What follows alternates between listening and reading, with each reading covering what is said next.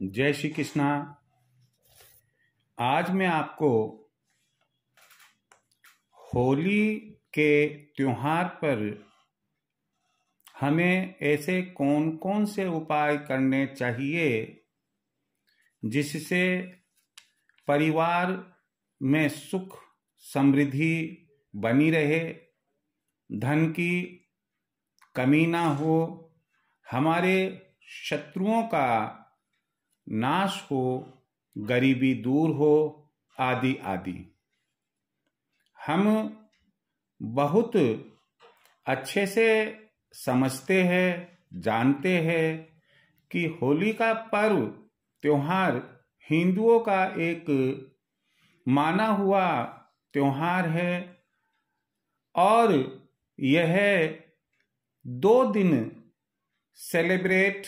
किया जाता है, यानी कि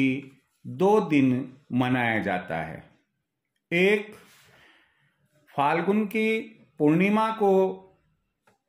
जिस रोज होली का दहन होता है, और दूसरे दिन जब हम लोग रंग खेलते हैं। अब यहां जो मैं आपको उपाय शेयर करने जा रहा हूं, उनमें होली दहन के पहले हमें क्या ध्यान रखना चाहिए, कौन से उपाय करना चाहिए। सबसे पहला उपाय सुख समृद्धि और घर की हर प्रकार की बाधा को दूर करने के लिए बता रहा हूं। आप होली के दिन, पूर्णिमा की रात, सायं समय अपने मुख्य द्वार पर एक चौमुखी दीपक सरसों के तेल का लगाए और प्रार्थना करें ईश्वर से कि हमारे घर में सुख समृद्धि बनी रहे और घर की हर बाधा दूर हो। मान लो यदि घर में धन की संबंधी परेशानियां रहती है, धन की हानि होती रहती है, कमाते 1 रुपया और खर्च 1.25 रुपया होता है, तो इस धन की हानि से बचने के लिए भी एक उपाय है कि आप अपने घर के मुख्य द्वार पर पहले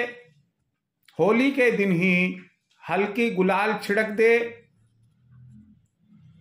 और उस पर 2 मुखी दीपक लगाएं सरसों के तेल का। जब दीपक बुझ जाए तो उस दीपक को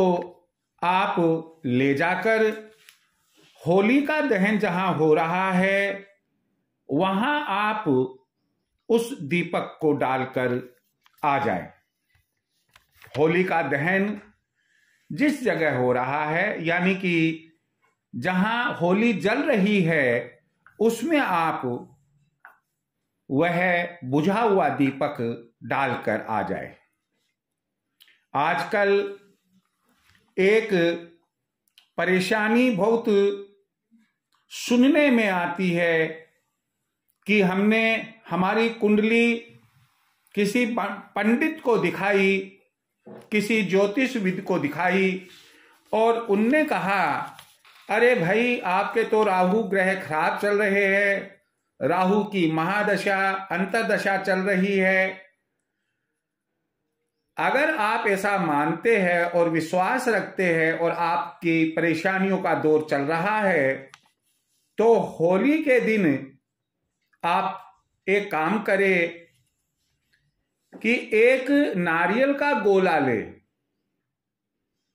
उस गोले को चाकू से काट ले, जिस तरह से हम तरबूज को टेस्ट करने के लिए काटते हैं, और उसमें आप अलसी का तेल भरें। इस प्रकार उसको तेल भरने के बाद बंद कर दे और होली का दहन जहां हो रहा है, जलती हुई होली में आप वह डालकर आ जाए। मानी हुई बात है, जैसा विद्वानों का मत है कि इससे राहु की परेशानियां आपकी दूर होगी। अगला उपाय है कि आप घर में जितने सदस्य हैं, प्रत्येक सदस्य के हिसाब से 2 लौंग, 1 पतासा और 1 पान लेकर सदस्यों को कहें कि वह जलती हुई होली के चक्कर 11 परिक्रमा लगाएं और 11 परिक्रमा लगाने के बाद बताई गई सामग्री अर्थात 2 लौंग, 1 पतासा, 1 पान, लेकिन साथ में 1 सूखा नारियल भी ले ले और उसकी वहां आहुति दे दे। ऐसी मान्यता है कि सदस्यों के बीच यदि कोई मतभेद है, विचारों का है और कोई समस्या परिवार में चल रही है, परिवार की वो समस्याएं समाप्त होती हैं। यदि किसी सदस्य को यानी कि परिवार के किसी सदस्य को डिप्रेशन है, बीमारी है अवसाद की, तो ऐसी स्थिति में उसको चाहिए कि 1 सूखा नारियल ले, थोड़े से काले तिल ले ले, थोड़े से पीली सरसों ले ले और इन सबको एक साथ मिलाकर उस जातक यानी कि परिवार के उस सदस्य के ऊपर 7 बार घुमाकर जलती हुई होली में डालकर आप आ जाए। इससे मान्यता है कि उस व्यक्ति को जिसे डिप्रेशन हो रहा है, जिसे अवसाद है, अवसाद की बीमारी है, उसकी वह बीमारी धीरे धीरे ठीक हो जाती है। कई बार हमें ऐसा लगता है कि हमारे व्यापार के कई शत्रु हैं, हमारे परिवार के कई शत्रु हैं, तो इस शत्रुता को दूर करने के लिए भी एक उपाय मैं आपको बताने जा रहा हूं। बहुत ही सरल उपाय है। आप 7 गोमती चक्र ले और इन 7 गोमती चक्रों को व्यापारिक स्थल पर एक बार ले जाकर दहलीज को छुआ दे और अगर परिवार है आप में, आपकी शत्रुता किसी से है, तो आप घर से ही 7 गोमती चक्र अपने पूरे घर में घुमाकर और उसके बाद उन 7 गोमती चक्रों को जलती हुई होली में आहूत कर दे, यानी कि आप उन्हें फेंक दे। अगला उपाय है कि यदि आपको अपने व्यापार या नौकरी में बाधा आ रही है, बार बार इंटरव्यू वगैरह दे रहे हैं, लेकिन किसी भी प्रकार से आपको सफलता नहीं मिल पा रही है, ऐसी स्थिति में आप 21 गोमती चक्र ले और उस सदस्य को जो व्यापार चला रहा है या जो नौकरी के लिए इंटरव्यू आदि में जा रहा है, उसे कह दे कि ये 21 गोमती चक्र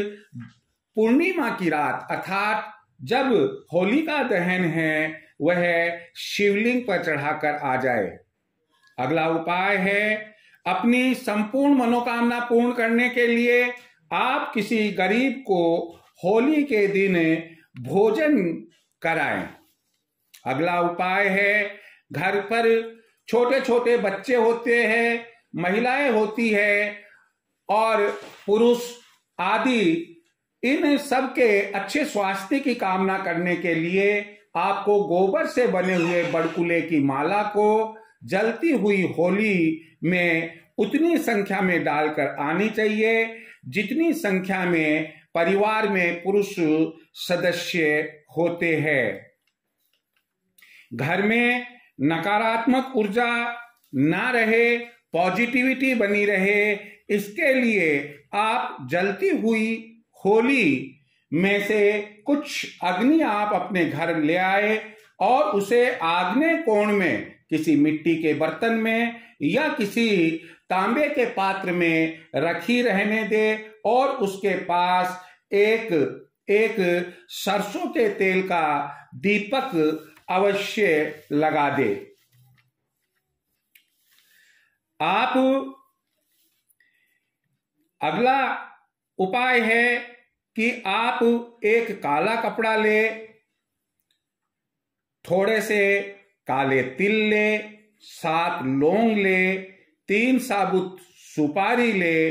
थोड़ी सी पीली सरसों ले, थोड़ी सी रास्ते की मिट्टी ले और उनकी पोटली बनाकर अपने ऊपर से 7 बार घुमाएं। अब ये अपने ऊपर से घुमाएं,